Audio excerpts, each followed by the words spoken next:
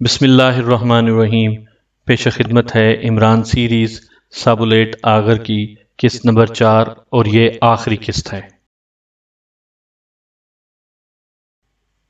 عمران وغیرہ کی لانچ تیزی سے دوڑ رہی تھی۔ ان کا رخ اس چوکی کی طرف تھا جہاں سے انہیں اطلاع ملی تھی کہ ایک لانچ دیکھی گئی ہے۔ تھوڑی دیر بعد انہیں ایک لانچ دوڑتی ہوئی نظر آئی، لیکن اس کا رنگ بتا رہا تھا کہ وہ سرکاری لانچ ہے۔ تھوڑے سے وقفے کے بعد وہ لانچ کے قریب پہنچ گئے۔ کدھر گئی ہے وہ لانچ؟ عمران نے چیخ کر کہا۔ بحری سپاہیوں نے ایک طرف اشارہ کیا اور ان کی لانچ پھر تیزی سے آگے بڑھنے لگی۔ کافی دور انہیں سمندر کے سینے پر ایک لانچ تیرتی ہوئی نظر آئی۔ جب وہ اس کے قریب آئے تو وہ خالی تھی، اس کا انجن بھی بند تھا۔ ان کی لانچ اس لانچ کے قریب آ کر رک گئی۔ عمران اور کیپٹن شکیل پھرتی سے لانچ پر چڑھ گئے۔ سر، اس کا پٹرول ختم ہو گیا ہے، عمران نے بلیک زیرو کو بتایا۔ تو مجرم کہاں گئے؟ بلیک زیرو نے الجھن آمیز لہجے میں کہا۔ کیونکہ دور تک سمندر سپاٹ تھا، ساحل بھی وہاں سے کافی دور تھا، اس لیے یہ بھی ممکن نہیں تھا کہ مجرم تیر کر ساحلوں پر جا پہنچے ہو۔ باس، یہاں ایک غوطہ خوری کا لباس پڑا ہوا ہے۔ اتنے میں کیپٹن شکیل کی آواز آئی اور وہ کیپٹن کیبن کی تلاشی لے رہا تھا۔ اب میں سمجھ گیا کہ مجرم غوطہ خوری کا لباس پہن کر سمندر میں اتر گئے ہیں، بلیک زیرو نے جواب دیا۔ اتنے میں سرکاری لانچ بھی ان کے قریب پہنچ چکی تھی۔ تم لوگوں کے پاس غوطہ خوری کے لباس ہیں؟ عمران نے ان سے پوچھا۔ یس سر، ان کے آفیسروں نے جواب دیا۔ 3 لباس دے دو۔ اور 3 لباس پما آکسیجن کی بڑی ٹینکیوں کے ان کے پاس پہنچ گئے۔ تینوں نے جلدی سے وہ لباس پہنے اور پھر انہوں نے پانی میں چلنے والی مخصوص گنیں بھی لے لیں اور انہیں وہیں ٹھہرنے کا حکم دے کر وہ سمندر میں کود گئے۔ وہ کافی دیر تک سمندر میں تیرتے رہے، لیکن انہیں کوئی شخص نظر نہ آیا۔ ادھر کوئی چیز ہے، بلیک زیرو اور عمران کے لباس میں لگے ہوئے ٹرانسمیٹر پر کیپٹن شکیل کی آواز ابھری۔ یہ مخصوص طرز کا ٹرانسمیٹر ہر غوطہ خور کے لباس میں لگا ہوتا ہے تاکہ آپس میں آسانی سے بات چیت کر سکیں۔ اور ادھر دیکھنے میں انہیں کیپٹن شکیل نے اشارہ کیا اور انہیں کافی دور سمندر کے اندر ایک دھبا سا نظر آیا۔ اتنا بڑا گھونگا انہوں نے پہلے کبھی نہ دیکھا تھا۔ نزدیک آ کر ان کی آنکھیں حیرت سے پھٹ گئیں، کیونکہ جس کو وہ گھونگ سمجھ رہے تھے وہ ایک بہت بڑی آبدوز تھی جس کی شکل گھونگ جیسی تھی۔ آبدوز پانی میں ساکن کھڑی تھی۔ وہ تیرتے ہوئے اس کے نزدیک آ گئے، لیکن آبدوز کا کوئی دروازہ نظر نہیں آ رہا تھا۔ انہوں نے اس کے چاروں طرف چکر لگایا، لیکن بے سود۔ ابھی وہ اسی الجھن میں تھے کہ کیا کیا جائے، اچانک انہیں آبدوز کی طرف سے ایک دروازہ کھلتا نظر آیا۔ وہ تینوں آبدوز کی مختلف سائڈوں کی آڑ میں ہو گئے۔ دروازہ کھلا اور اس میں سے ایک غوطہ خور باہر نکلا۔ وہ ادھر ادھر دیکھ رہا تھا۔ کیپٹن شکیل اس غوطہ خور کے زیادہ نزدیک تھا، چنانچہ وہ پھرتی سے آگے بڑھا اور پھر اس سے قبل کہ وہ غوطہ خور چونکتا، کیپٹن شکیل اس سے لپٹ گیا۔ اچانک دھکے سے اس کی گن اس کے ہاتھ سے چھوٹ گئی۔ اس کے ہاتھ میں گن نہ دیکھ کر کیپٹن شکیل نے اسے چھوڑ دیا۔ وہ تیزی سے دروازے کی طرف بڑھا، لیکن کیپٹن شکیل کی گن سے ایک شعلہ نکلا اور پھر وہ غوطہ خور تڑپنے لگا۔ چند لمحے بعد وہ غوطہ خور مردہ ہو کر سمندر کی طرف جانے لگا۔ دروازہ ابھی تک کھلا ہوا تھا، چنانچہ وہ تینوں آہستہ سے اس کی طرف بڑھنے لگے۔ چند لمحوں بعد وہ تینوں آبدوز میں داخل ہو چکے تھے۔ عمران سب سے آخر میں تھا۔ اس نے پلٹ کر آبدوز کا دروازہ بند کر دیا۔ یہ ایک چھوٹا سا کمرہ تھا۔ میرے خیال میں غوطہ خوری کا لباس اتار دینا چاہیے تاکہ چلنے اور لڑنے میں آسانی رہے، عمران نے کہا، اور پھر بلیک زیرو کے سر ہلانے پر سب نے وہ لباس اتار دیے۔ بلیک زیرو آگے بڑھا، اس نے سائیڈ کا دروازہ کھولا تو ایک پستول کی نالی اس کے سینے پر لگ گئی۔ سابولیٹ، پستول والے آدمی نے جلدی سے کہا، لیکن بلیک زیرو نہیں جانتا تھا کہ اس کے جواب میں کیا کہنا ہے، چنانچہ اس نے پھرتی سے پستول کی نالی پر ہاتھ ڈال دیا۔ پستول فوراً اس کے قبضے میں آ گیا، کیونکہ پستول والا بلیک زیرو کی شکل دیکھ کر ششدر رہ گیا تھا۔ وہ سوچ رہا تھا کہ یہ کون ہے۔ ریوالور پر سائلنسر لگا ہوا تھا، چنانچہ بلیک زیرو نے فوراً لبلبی دبائی اور پھرتی سے اس کے منہ پر ہاتھ رکھ دیا۔ 1 منٹ بعد وہ مردہ ہو چکا تھا۔ عمران اور کیپٹن شکیل بھی اندر آ گئے۔ انہوں نے اس کی لاش اسی چھوٹے کمرے میں ڈال دی۔ یہ ایک لمبی سی گیلری تھی جس کے دونوں طرف کمرے میں بنے ہوئے تھے۔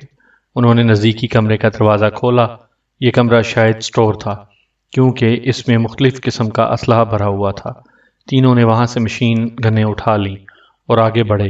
اس سے پہلے کہ وہ آگے بڑھتے، ایک کمرے کا دروازہ کھلا اور ایک شخص تیزی سے باہر آیا۔ بلیک زیرو کی مشین گن نے شعلے اگلے، مشین گن کی تڑتڑاہٹ میں اس کی چیخ دب گئی۔ پھر یوں محسوس ہوا جیسے آبدوز میں افراتفری مچ گئی ہو۔ وہ تینوں پھرتی سے اس کمرے میں گھس گئے جدھر سے وہ شخص باہر نکلا تھا۔ اندر 3 غیر ملکی کھڑے تھے۔ عمران نے پہچان لیا ان میں سے ایک وہی باس تھا۔ حالانکہ اس کے منہ پر نقاب نہ تھا، مگر اس کے جسم کی بناوٹ سے وہ سمجھ گیا تھا۔ اپنی طرف 3 مشین گنیں اٹھیں دیکھ کر تینوں نے ہاتھ اٹھا لیے۔ اتنے میں گیلری میں بھاگتے ہوئے قدموں کی آوازیں آنے لگیں۔ عمران تم دروازے کا خیال رکھو، بلیک زیرو نے مخصوص آواز میں کہا۔ اس سے ان کی توجہ ذرا ہٹی کہ اچانک ان کے باس نے نزدیکی میز پر لگا ہوا بٹن دبا دیا۔ کیپٹن شکیل کی مشین گنیں گونجی تو نقاب پوش تو وہیں ڈھیر گئی، لیکن جس جگہ ان کا باس کھڑا تھا وہ جگہ نیچے چلی گئی تھی۔ باس نیچے غائب ہو چکا تھا، فرش مل چکا تھا۔ اتنے میں دروازہ کھلا اور عمران کی گن چل پڑی۔ دروازے پر 3 آدمی تڑپ رہے تھے۔ باہر نکلو، بلیک زیرو چیخا، اور وہ تینوں گیلری میں آ گئے۔ گیلری خالی تھی۔ انہوں نے پھرتی سے باقی کمرے بھی دیکھ ڈالے، لیکن سب خالی تھے۔ گیلری کی دوسری سائڈ پر ایک دروازہ بنا ہوا تھا۔ وہ تینوں اس میں داخل ہو گئے۔ یہاں سیڑھیاں بنی ہوئی تھیں۔ وہ تیزی سے سیڑھیاں اتر کر نیچے چلے گئے۔ وہ انجن روم میں پہنچ چکے تھے۔ انجن روم بھی انہیں خالی ملا۔ شاید آبدوز میں اتنی نفری نہ تھی، اور وہ آدمی جو گیلری میں مارے گئے تھے انجن روم میں کام کرتے تھے۔ وہ سب دیوانہ وار مجرموں کے سربراہ کو ڈھونڈ رہے تھے۔ انجن روم کی سائڈ میں ایک کمرہ تھا۔ جب وہ اس میں داخل ہوئے تو اس کا دروازہ انہیں کھلا ملا، لیکن حیرت یہ تھی کہ دروازہ کھلا ہونے کے باوجود پانی اندر نہیں آ رہا تھا۔ عمران سمجھ گیا کہ سب تر خشم شعاؤں کا کرشمہ تھا۔ یہ شعائیں ابھی حال کی ہی ایجاد تھیں۔ ان شعاؤں کو پیدا کرنے والا آلہ دروازے پر لگا دیا جاتا تھا۔ جب وہ دروازہ کھلتا تو ان شعاؤں کی وجہ سے کمرے میں ہوا کا دباؤ بڑھ جاتا۔ اس دباؤ کی وجہ سے پانی کمرے میں داخل نہ ہو سکتا تھا۔ جس دروازے سے وہ داخل ہوئے تھے شاید اس میں بھی یہی سسٹم لگا ہوا تھا۔ بلیک زیرو نے پھرتی سے دروازہ بند کیا۔ مجرم آبدوز سے فرار ہو گیا تھا۔ وہ دوبارہ انجن روم میں داخل ہوئے۔ وہاں ان کی نظر مشین میں لگے ہوئے بلب پر پڑی۔ وہ تیزی سے جل بجھ رہا تھا۔ فوراً واپس چلو، چند لمحے بعد آبدوز پھٹ جائے گی، بلیک زیرو نے کہا۔ تو کیا ہم اس مشین کو توڑ کر آبدوز کو نہیں بچا سکتے؟ کیپٹن شکیل نے کہا۔ ہرگز نہیں، اب وقت گزر چکا ہے، عمران نے کہا۔ پھر وہ تیزی سے سیڑھیاں چڑھتے ہوئے گیلری میں آ گئے۔ گیلری سے ہوتے ہوئے وہ اس کمرے میں پہنچے۔ انہوں نے تیزی سے غوطہ خوری کے لباس پہنے اور پھر دروازہ کھول کر آبدوز سے باہر سمندر میں آ گئے۔ وہ تینوں تیزی سے تیر رہے تھے۔ وہ آبدوز سے زیادہ دور جانا چاہتے تھے۔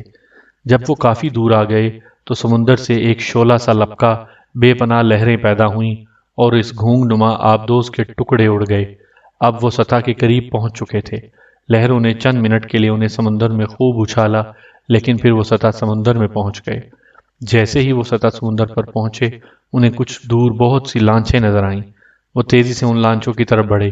یہ لانچیں تعداد میں 4 تھیں۔ جب وہ ان لانچوں کے نزدیک پہنچے تو انہیں نیول کمانڈر لطیف الرحمان ایک لانچ میں نظر آیا۔ وہ دوسری لانچ پر چڑھ گئے۔ وہ سیدھے کیبن میں گئے تاکہ غوطہ خوری کے لباس سے اتار سکیں۔ انہوں نے لباس اتارا۔ بلیک زیرو نے دوبارہ نقاب منہ پر لگا لیا تھا۔ وہ نیول کمانڈر کے سامنے بغیر نقاب کے نہیں آنا چاہتا تھا۔ وہ باہر نکلے۔ نیول کمانڈر اتنے میں ان کی لانچ پر آ چکا تھا۔ وہ سیدھا بلیک زیرو کی طرف بڑھا، کیونکہ وہ نقاب کی وجہ سے سمجھ گیا کہ یہی X2 ہوگا۔ کوئی اور غوطہ خور تو ادھر نہیں آیا؟ بلیک زیرو نے فوراً پوچھا۔ نہیں سر۔ تو ٹرانسمیٹر پر ایک ہیلی کاپٹر منگواؤ۔ مجرم غوطہ خوری کا لباس پہن کر فرار ہو گیا ہے۔ وہ کہیں نہ کہیں ضرور ابھرے گا۔ یہ سمندر میں کیا دھماکہ ہوا تھا جناب؟ نیول کمانڈر نے پوچھا۔ مجرموں کی آبدوز تباہ ہوئی تھی۔ آبدوز؟ نیول کمانڈر کی آنکھیں حیرت سے پھٹ گئیں۔ مسٹر کمانڈر تم وقت ضائع کر رہے ہو، فوراً ہیلی کاپٹر منگواؤ۔ اور نیول کمانڈر فوراً اپنی لانچ کی طرف مڑ گیا۔ شاید اس کی مخصوص لانچ میں ٹرانسمیٹر فٹ تھا۔ 15 منٹ بعد ایک ہیلی کاپٹر ان کے سر پر پہنچ چکا تھا۔ ہیلی کاپٹر سے سیڑھی نیچے لٹکائی گئی اور پھر باری باری عمران، کیپٹن شکیل اور بلیک زیرو ہیلی کاپٹر پر چڑھ گئے۔ عمران نے بلیک زیرو سے دوربین لے لی اور نیچے سمندر کی طرف بغور دیکھنے لگا۔ ہیلی کاپٹر سمندر کے اوپر پرواز کر رہا تھا۔ پھر دور انہیں ایک لانچ سمندر کے سینے پر تیرتی ہوئی نظر آئی۔ وہ ہیلی کاپٹر اس لانچ کی طرف بڑھ گیا۔ جب وہ اس لانچ کے قریب پہنچے تو انہیں ایک آدمی مشین گن لیے کھڑا نظر آیا۔ ہوشیار! عمران نے ہانک لگائی اور ہیلی کاپٹر ذرا بلندی پر ہو گیا۔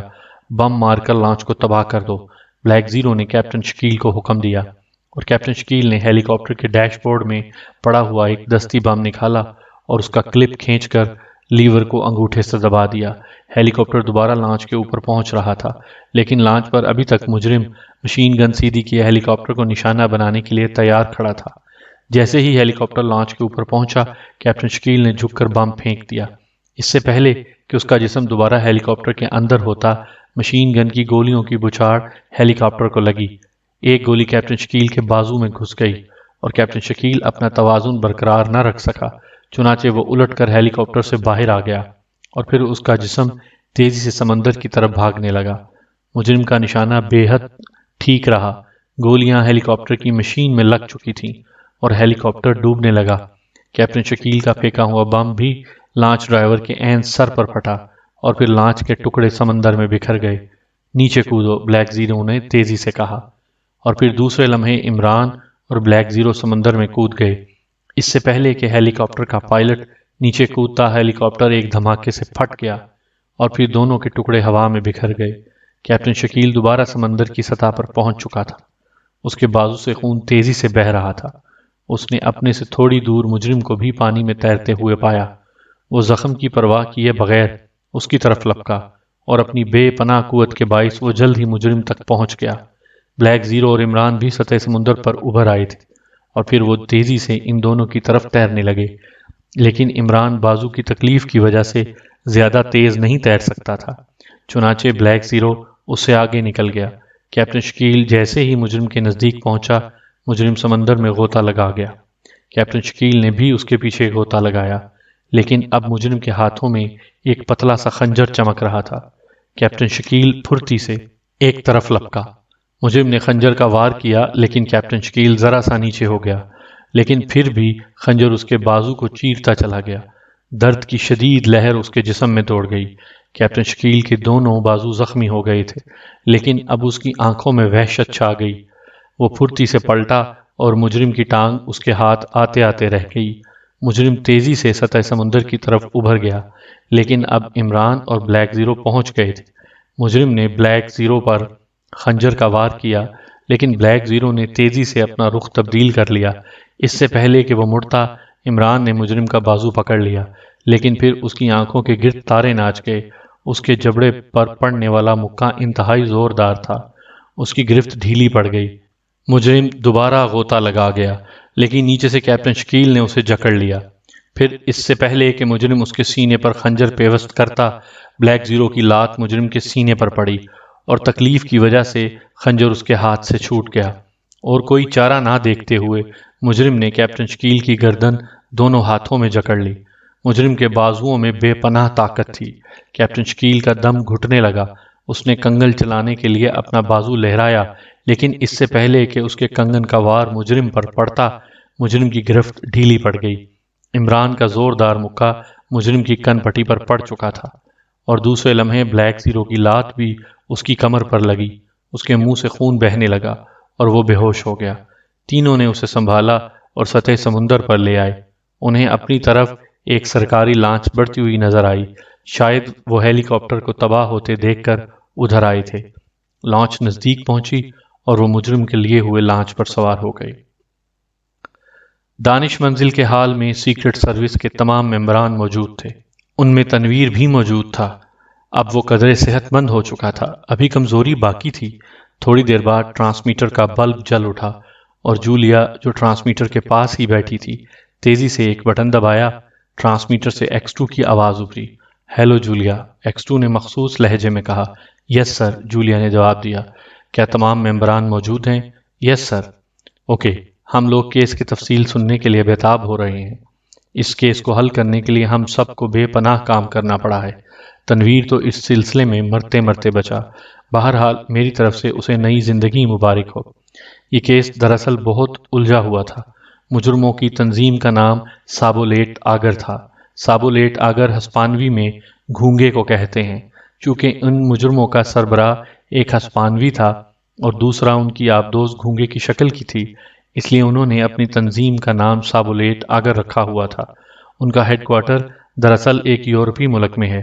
ہمارے ملک میں ان کی آمد کا مقصد بہت خطرناک تھا۔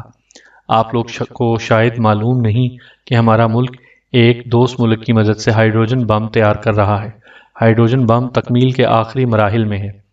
اس منصوبے کی تمام تر تفصیلات اور اس دوست ملک کے ساتھ کیے ہوئے معاہدے کی اصل کاپی اس فائل میں موجود تھی، جسے مجرم نے اڑانے کے لیے نفسیاتی طریقہ اختیار کیا۔ انہوں نے بازار میں بے تحاشا فائرنگ کی تاکہ ملک میں سنسنی پھیل جائے۔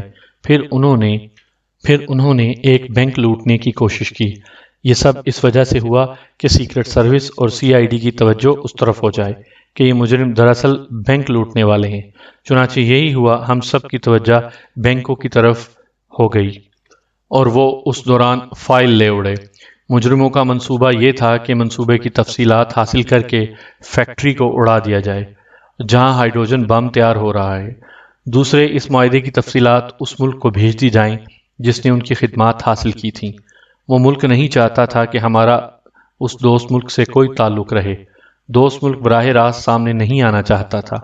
چنانچہ اس معاہدے کی تفصیلات شائع ہو جانے سے وہ دوست ملک ہماری مدد کرنے سے انکار کر دیتا، اور دوسرا، اس سے کئی بین الاقوامی پیچیدگیاں بھی پیدا ہو جاتی جو ہمارے ملک کی خارجہ پالیسی کے لیے بے انتہا خطرناک ہوتی۔ فائل کے چوری ہونے کے بعد میں نے سوچا کہ مجرم فیکٹری کو تباہ کریں گے، چنانچہ فیکٹری پر مخصوص انتظامات کر دیے گئے، مگر مجرم میرے چکر میں پڑ گئے۔ انہوں نے سوچا کہ فیکٹری کو تباہ کرنے سے پہلے X2 اور اس کی ٹیم کو ختم نہ کیا گیا تو فیکٹری تباہ کرنے میں انہیں شدید مشکلات کا سامنا کرنا پڑے گا۔ اس دوران انہوں نے تنویر کو ہوٹل میں زخمی کر دیا اور صفدر کو لے اڑے۔ سپرنٹینڈنٹ فیاض چونکہ عمران کے فلیٹ آتا جاتا تھا، اس لیے انہوں نے سپرنٹینڈنٹ کو بھی اغوا کر لیا۔ انہوں نے سوچا یا تو خود X2 ہے یا X2 کو جانتا ہے، اس لیے وہ عمران کے پاس گئے اور پھر اسے اتفاق سے کیپٹن شکیل، جوزف اور صدیقی روپا کی وجہ سے خود ان تک پہنچ گئے۔ اب میں نے جولیا کو چارہ بنا کر آگے کر دیا۔ وہ جانتے تھے کہ جولیا عمران کی ساتھی ہے۔ روپا نے جولیا کو بھی ہیڈ کوارٹر بھیج دیا۔ میں جولیا کا تعاقب کرتا ہوا وہاں پہنچا۔ وہاں سے بھی مجرم نکلنے میں کامیاب ہو گئے۔ کیپٹن شکیل نے وہاں جس پھرتی اور سمجھ بوجھ اور دلیری کا مظاہرہ کیا وہ قابل داد ہے۔ وہاں سے بھاگ کر مجرم اپنی آبدوز میں پہنچے۔ ہم ان کے تعاقب میں وہاں جا پہنچے اور پھر کافی جدوجہد کے بعد ان کے سربراہ کو پکڑنے میں کامیاب ہو گئے۔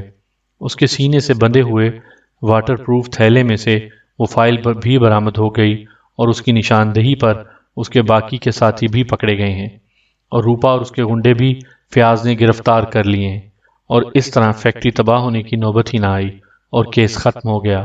کوئی سوال؟ سر، آپ نے مقامی ہیڈ کوارٹر سے سمندر تک ان کا پیچھا کیسے کیا جبکہ ہم سے پہلے ان کی کار جا چکی تھی؟ کیپٹن شکیل نے سوال کیا۔ یہ ایک جدید طریقہ تعاقب کا نتیجہ تھا جس کی تفصیلات عمران تمہیں بتا دے گا۔ اور کوئی سوال؟ X2 کی آواز آئی۔ سب خاموش رہے۔ Okay, over and all. X2 کی آواز آنی بند ہو گئی اور ٹرانسمیٹر کا بلب بجھ گیا۔ سب لوگ عمران کے گرد ہو گئے اور عمران انہیں اس ڈبے کے متعلق بتانے لگا جس کی وجہ سے انہوں نے سمندر تک اس کا تعاقب کیا تھا۔ یہ تو جادو کا ڈبہ ہو گیا، صفدر نے کہا۔ بالکل، اور یہ اس سامری جادوگر کی ایجاد ہے۔ عمران نے اپنے سینے کی طرف اشارہ کیا اور ایک زوردار قہقہا کمرے میں گونج اٹھا۔